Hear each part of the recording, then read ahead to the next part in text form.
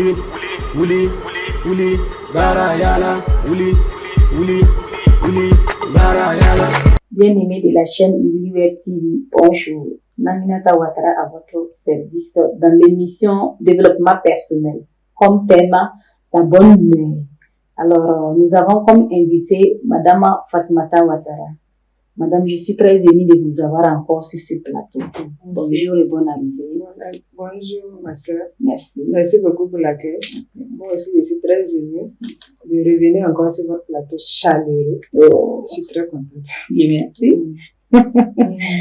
Alors, qu'est-ce que signifie être de bonne humeur? Être de bonne humeur, on peut dire bon, c'est avoir un état d'esprit positif.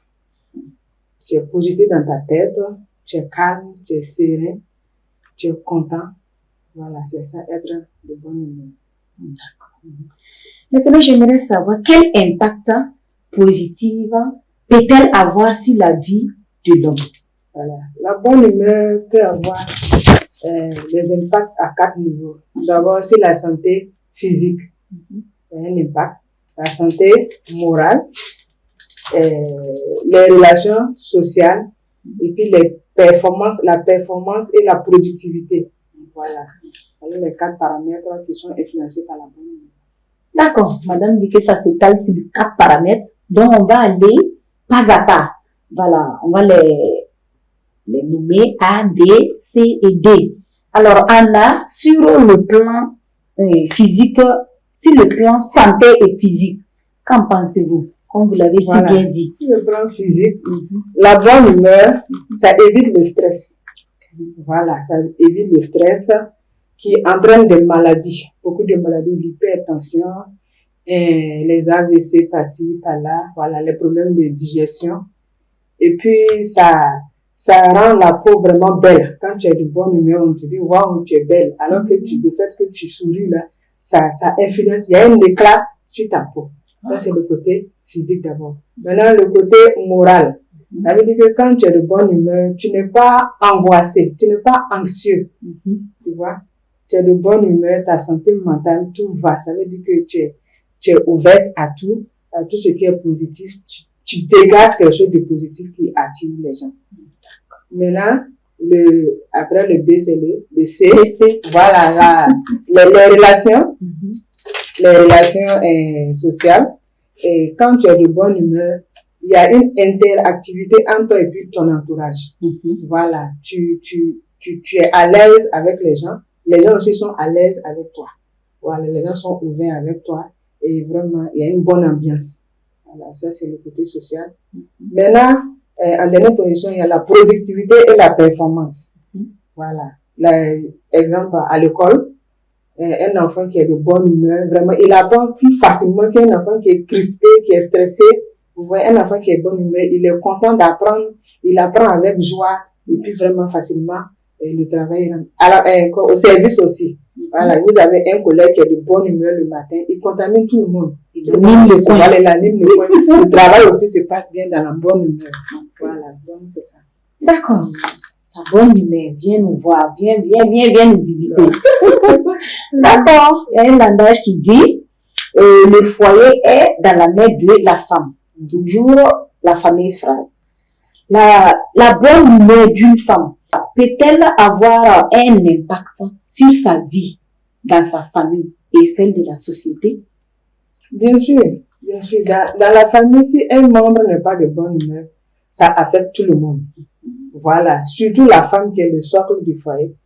Et si le matin, la maman se lève et n'a pas de bonne humeur, automatiquement, elle va influencer son mari. Lui aussi, il va lui relancer la balle.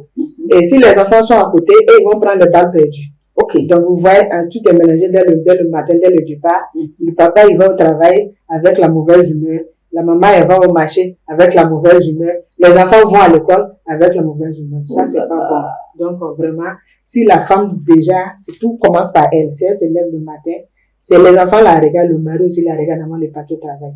Mais si elle se lève avec une mauvaise humeur, vraiment, ça influence aussi le foyer. C'est comme ça. Donc, si je veux bien comprendre, la bonne humeur, c'est vraiment comment on appelle, un bon médicament, hein? Bien sûr, ça soigne tout. Ça soigne tout. Voilà, c'est une panacée. Ça soigne tout. Et vraiment, même il y a des maladies qui peuvent quitter ton corps si tu es de bonne humeur. C'est-à-dire que tu peux avoir le palud. C'est vrai que tu vas prendre les médicaments, au lieu d'aller te coucher et puis trembler sous la natte. Tu sors, tu es jovial, tu transpires bien, tu vas voir que tu seras pas convalescent pendant longtemps. Par rapport à celui qui est couché, qui tremble, bon, il va traîner la maladie pendant longtemps. Et puis les problèmes de cœur, etc. Vraiment, si tu as de bonne humeur, ça évacue tout. D'accord. Parlons toujours de bonne humeur. J'aimerais savoir, est-ce qu'une femme qui est toujours de bonne humeur, on peut la considérer comme une personne immorale ou bien une personne hypocrite, puisque tout le temps c'est elle, elle rit, voilà, on ne comprend plus rien. Être immoral, ça n'a rien à voir avec la bonne humeur. Alors, être immoral, là, c'est poser des actes qui ne sont pas bien. Voilà. Ou bien à se comporter d'une mauvaise manière avec des personnes. Donc, être immoral, ça n'a rien à voir avec la bonne humeur. La bonne humeur n'a rien à voir avec l'immoralité. Donc, une femme qui est de bonne humeur, en fait, elle sait ce qu'elle veut. Ça ne veut pas dire qu'elle n'a pas de problème. Il y a des problèmes qui sont là. Mais elle va au-delà de ces problèmes. Elle choisit de vivre. Voilà. Quand tu es de bonne humeur, tu choisis de vivre. Tu ne vas pas te laisser mourir par le stress et l'anxiété. Bon, comme constat dans la société, souvent, ceux qui sont de bonne humeur là, les gens ont tendance à se défier un peu d'eux. Mais moi, je ne comprends pas. Quelqu'un qui est de bonne humeur, la personne en disant et pourtant, bon, c'est quelque chose qui anime son corps. Voilà, mais c'est pas... C'est vrai. Bon, moi, comme je suis dans le domaine des enfants, le domaine scolaire, franchement, j'observe les enfants. Je dis, mais les enfants, c'est le meilleur cadeau que... Bon, c'est la meilleure période même de l'être humain. Wow. Voilà. Comme les chrétiens ont dit, Jésus a dit, laissez venir à moi les enfants. Il ne parlait pas forcément des bébés et des petits. Il parlait des gens qui ont vraiment l'âme des enfants. Quand tu as l'âme d'un enfant, ça veut dire que au fond de toi, tu ne gardes rien de mauvais. Voilà, tu évacues tout. Un enfant, si tu marches sur son pied, il va dire, tonton, tu as marché sur mon pied.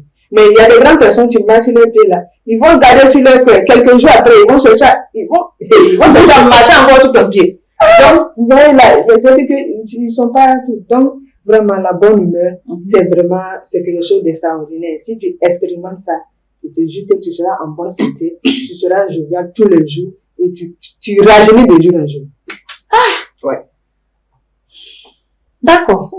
Avoir l'âme des enfants. Oui. C'est un nouveau mot pour moi. Ah oui. Donc, on va prier Dieu à avoir l'âme des enfants, quel qu'en soit là où nous sommes. Voilà. Puisque Dieu même aime déjà les enfants. Mais s'il faut qu'on pénalise les enfants pour être quelqu'un d'humain, je crois que tu vas rendre compte. Voilà. Toujours dans la société, vis-à-vis toujours de quelqu'un de bonne humeur. Voilà. Un matin comme ça, une personne, que ce soit homme ou femme, se lève avec sa bonne humeur, ne sachant pas que l'autre est triste. Et il s'affirme comme ça. Bon, je ne sais pas, qu'est-ce qu'on va penser de cette personne-là? Bon, puisque tout le monde n'a pas la même humeur, tout le monde ne dort pas de la même manière, tout le monde ne se réveille pas la même. Peut-être quelqu'un a dormi avec un problème dans son cœur, le matin il se lève, il a le même problème dans la tête, il a des soucis, il est assis, il est nerveux, et toi tu as dormi tout content, tu t'es réveillé tout content, tu es joyeux, tu es content. Franchement, vous n'allez pas vous entendre, parce que lui il va se dire, mais lui là, vraiment il n'a qu'à aller devant, parce que moi j'ai mes problèmes. Et l'autre ne sait pas que tu as des problèmes, mais il veut être jovial avec toi. Mais moi, je pense que c'est en toute chose qu'il faut savoir raison garder. Même quand tu as de mauvaises humeurs, si tu vois une personne qui a de bonne humeur, il ne faut pas l'en vouloir. Voilà, il ne faut pas l'en vouloir. C'est sa manière d'être, c'est sa nature. Voilà, il faut le prendre tel qu'il est. J'allais en venir à la question, à savoir, est-ce que quelqu'un de bonne humeur peut coexister avec quelqu'un de triste ou bien quelqu'un de mauvaise humeur? Puisque vous dites que la bonne humeur est contagieuse. Oui, bien sûr. C'est ce qui même est conseillé. Quand tu sais que tu es de mauvaise humeur, il faut aller vers là où il y a la gaieté, là où les gens sont gais. Voilà. Si tu te lèves le matin, tu es de mauvaise humeur, tu sais que ça va pas. Si tu sens que ta journée sera bizarre, c'est mieux d'aller là où il y a des distractions. Voilà, là où il y a des distractions positives. Bon, tu peux aller écouter de la musique, aller, si on t'a invité à une cérémonie, il faut pas bouder. Dis non, comme moi, je suis pas de bonne humeur, je ne pars pas. Oh là là. Au contraire, même sensement qu'il faut partir. Voilà, quand tu as de mauvaises humeurs, il faut coopérer des gens qui sont de parce que ça contamine, comme j'ai dit. Voilà, donc il faut coopérer les gens qui sont de bonne humeur, ton humeur, elle va passer. Donc, la bonne humeur, on dit toujours que c'est un bon médicament. Voilà. N'en voulez pas ceux qui sont de bonne humeur à tout moment, puisque c'est quelque chose, bon, ça s'affine dans le corps. Voilà. Et c'est ce que madame a si bien dit. Il faut en profiter, puisque c'est quelque chose qui est contagieux, c'est pas une maladie. C'est quelque chose aussi qui va te permettre de sortir de ta zone de confort, de ta zone de tristesse au moins, et revenir dans la zone de confort comme elle. Et voilà. Et souvent, même moi, j'ai tendance à remarquer les personnes qui sont de bonne humeur et qui voient une autre personne triste, veulent vraiment l'amener à être comme lui. Ça, en tout cas, j'aime ça. Mais bon, comme elle l'a si bien dit, chacun a sa manière de penser.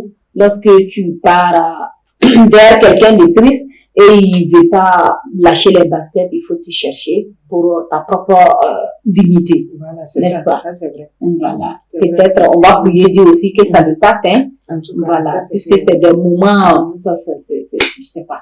Ça vient comme ça. D'accord. Continuons avec nos questions. Moi, j'aimerais savoir, on apprend à être de bonne humeur ou bien on est avec? Ok. Bon. Il y a certaines personnes qui sont nées dans des familles vraiment où il y a la gaieté, il y a la joie, vraiment il y a l'amour. Donc quand l'enfant naît dans une famille où il y a l'amour, il y a la gaieté, il y a la joie, il n'a jamais vu sa maman pleurer, n'a jamais vu son papa vraiment de très très mauvaise humeur. Et vraiment, l'enfant, ça va le contaminer, ça c'est clair. Voilà, tu nais dans un environnement où il y a la joie, tu deviens tout le temps, tu es tout le temps joyeux. Donc là, je peux dire qu'on est dedans, on est dans un environnement où tout est bon, on sera joyeux. Ça, c'est clair. Maintenant, même si tu es né dans un environnement où ça va pas, si tu as côtoyé dans ton enfance des amis d'enfance ou dans ta jeunesse, tu as côtoyé des gens qui sont vraiment de bonne humeur, ça va t'influencer. Ça va t'influencer. Si tu étais de mauvaise humeur à la maison, arrivé dehors, il y a des gens qui sont comme ça. Quand ils sont à la maison, ils ont la main serrée. Mais quand ils sortent, ils sont au milieu des amis, des collègues. Vous voyez, c'est le plus grand même amuseur de foule. Voilà, c'est lui, il est là, il taquine tout le monde. Mais quand il arrive à la maison, il a la main crispée. Bon, il y a ça aussi. Voilà. Donc, bon, moi-même, j'ai expérimenté ces situations avec mes élèves.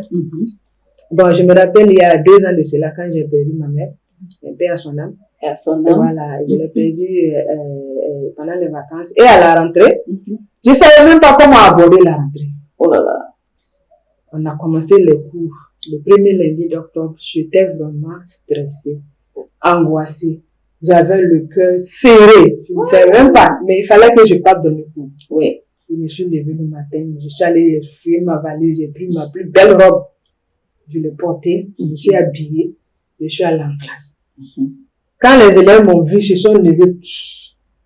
Madame est jolie, madame est sapée, madame bonne arrivée, madame et les vacances.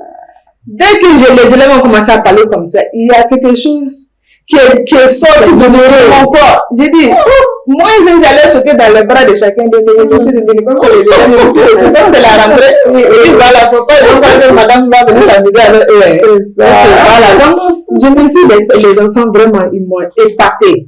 Voilà, le premier contact, ils m'ont donné l'envie de revenir encore dans le cours.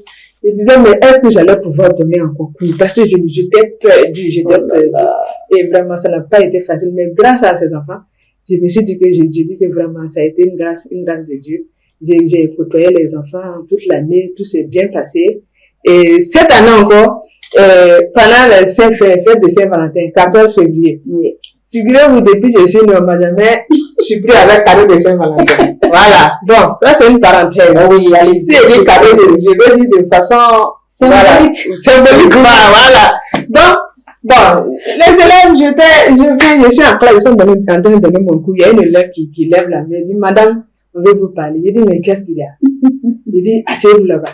Non, madame, mon bébé. Il dit, mais il y a quoi? Il dit, attendez après le coup. Il dit, non, c'est tout de suite. Il dit, ok. Je suis allée m'asseoir. Il dit, bon, il faut faire vite, on va continuer le coup.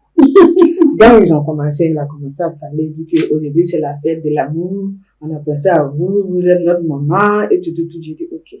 Ah ouais. D'ici là, quand elle va finir de parler, chacun est venu déposer un cadeau sur le bureau. Hey! Nous sommes venus avec du spaghetti, Fanta, biscuits, et quoi. J'ai dit, mais c'est quoi ça là? Et automatiquement, j'ai eu les larmes aux yeux. Oh là là. J'ai dit, il dit, depuis le ciné. Jusqu'à aujourd'hui, donc vous avez rassemblé tous les cadeaux que je n'ai pas eu durant toute cette année de me donner. Voilà, donc, les enfants, ils m'ont donné des cadeaux, j'étais des fleurs, des porte-clés, des luminos. Et j'ai même la vidéo même, avec moi. J'étais vraiment émue. Et ce jour-là, franchement, le matin quand je sortais, j'étais un peu angoissée. Voilà, parce que je suis sortie, on m'a pas souhaité bon faire des Saint-Valentin. Voilà, mais, arrivé à l'école, j'ai eu plus de 45 ils m'ont donné 45 cadeaux. Chacun avait un cadeau. Ouais. Je vous assure, toute l'école est sortie. Vraiment, j'étais vraiment épatée. Ce jour-là, ma journée était gagnée. Je pars sur ma moto, je souris, je suis contente. Les enfants m'ont honoré. Ouais. Franchement, c'est quand la bonne humeur, ça contamine. Les enfants, ils sont innocents. Quand ils décident de faire quelque chose, ils le font avec le cœur blanc. Et il y a une ambiance pas possible qui se crée là-bas. Et vraiment, c'est épatant. Voilà.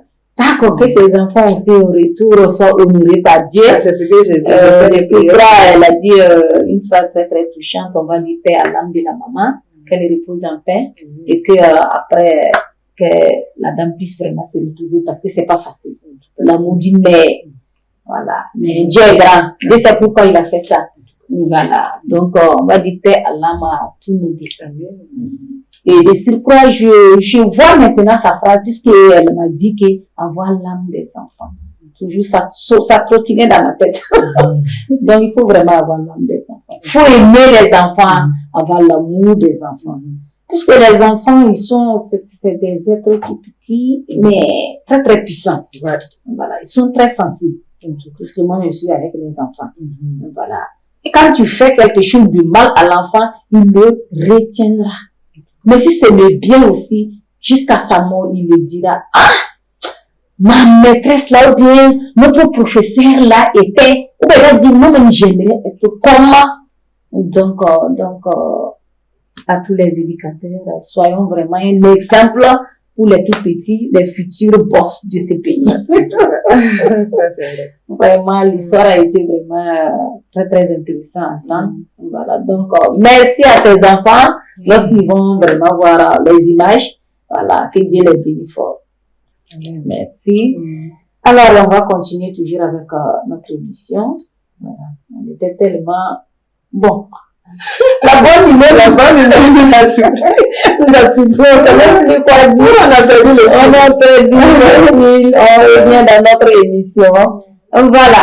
Bon, je crois qu'on n'a pas grand chose à dire, puisque tout a été dit. Nous-mêmes déjà, la bonne humeur, nous on est contents.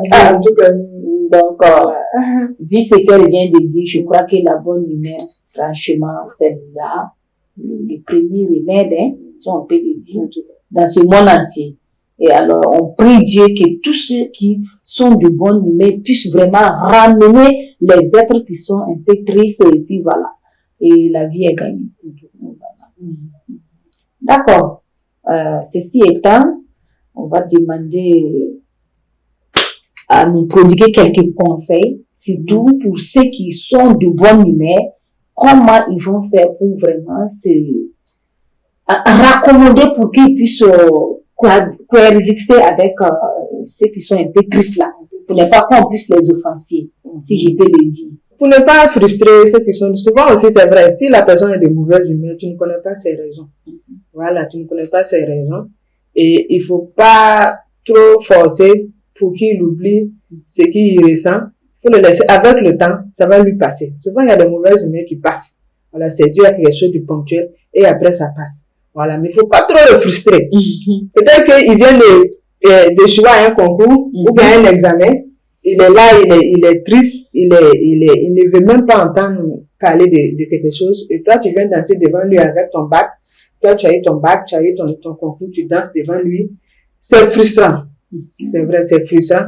Même si tu es de bonne humeur, tu es content, mais il faut faire ça au moins un peu à l'écart de lui. Mais si tu fais ça trop à côté de lui, il va se dire que tu es en train de le narguer, tu es en train de te moquer de lui, c'est pas intéressant. Voilà. Donc, souvent, il faut savoir à quel moment exposer sa bonne humeur, à quel moment se réserver. Voilà. Pour ne pas, créer des problèmes inutiles dans la société. Je ne vous coupe pas la parole. Moi, j'ai vécu cette situation quand on était en classe de 3e. On était 3 dans notre équipe. La série Safiatou, comment on appelle, Ouattara Nafa Mariam et Naminata Ouattara. Voilà, quand les résultats sont tombés, alors c'est celle-là, Série Safiatou au moins, qui a eu le CP et le PC en premier tour. Et nous deux, nous sommes allés en 2e tour. Au lieu de qu'elle soit de bonne humeur, c'était vraiment incroyable, hein. Elle pleurait. Mais nous, on était de bonne humeur, puisqu'elle l'a eu. C'était vraiment auto-reverse, quoi. Les gens demandent, mais votre sœur n'a pas eu, et puis vous êtes là. Je dis, c'est nous deux, on n'a pas eu, on vote pour elle. Les gens étaient vraiment étonnés à l'école, l'homme pour le connaît. Mais ils n'ont jamais vu ça. Et Dieu merci, second tour, l'enfant et puis moi, on a pu, voilà, nous sommes rentrés. Et c'est ce jour-là, elle a vraiment explosé. Voilà. Jusqu'à, bon. Ça, c'est une belle amitié. Voilà. D'accord. En somme, on peut demander à savoir quel est l'impact d'une personne de bonne humeur sur son entourage. Une personne de bonne humeur a un impact positif sur son entourage. C'est un impact forcément, c'est positif sur son entourage. Ouais, il y a des hôpitaux où, quand il y a des enfants qui sont malades, qui ont certaines maladies incurables, et les docteurs appellent souvent des clowns pour venir les amuser. Oui. Voilà. Ou bien des super-héros, on déguise des gens en super-héros qui viennent égayer les enfants. Ça fait que l'enfant, il oublie un peu sa maladie. Et souvent même d'autres même récupèrent plus rapidement quand ils sont entourés de personnes qui sont gays aussi. Donc, forcément, ça contamine. Okay. Voilà, la bonne humeur contamine, c'est un impact très très fort dans l'entourage. D'accord. Nous tirons vers la fin de notre émission. Votre mot de fin? Bon, mon mot de fin, c'est la joie. Okay. La joie. Si tu as la joie, mais on ne peut pas dire qu'il n'y a pas de problème. Il y a toujours des problèmes partout dans la vie. Il y a toujours des problèmes, on a toujours des problèmes. Mais on essaie, franchement, d'être résilient. Il faut être résilient. Il faut être patient avec Dieu surtout. Il faut beaucoup prier Dieu pour que, voilà, les choses s'améliorent. Et puis, il faut se contenter de ce qu'on a tout en cherchant plus. Souvent, on veut toujours avoir plus, et on est stressé, on est angoissé, on est stressé, on ne vit pas. Voilà. Donc, il faut temporiser. Il faut aller doucement. Profiter de la vie, respirer, rire, être de bonne humeur au quotidien. Voilà. Si je veux bien comprendre, ça veut dire que vivre avec le minimum qu'on a, voilà, pour vraiment se décharger la tête. Voilà, il faut se décharger la tête. D'accord, donc Dieu merci. Ok. Ainsi s'achève notre émission. Téléspectateurs, téléspectatrices de la chaîne Ibili Web TV, merci pour votre attention et à bientôt pour un autre numéro. Bye.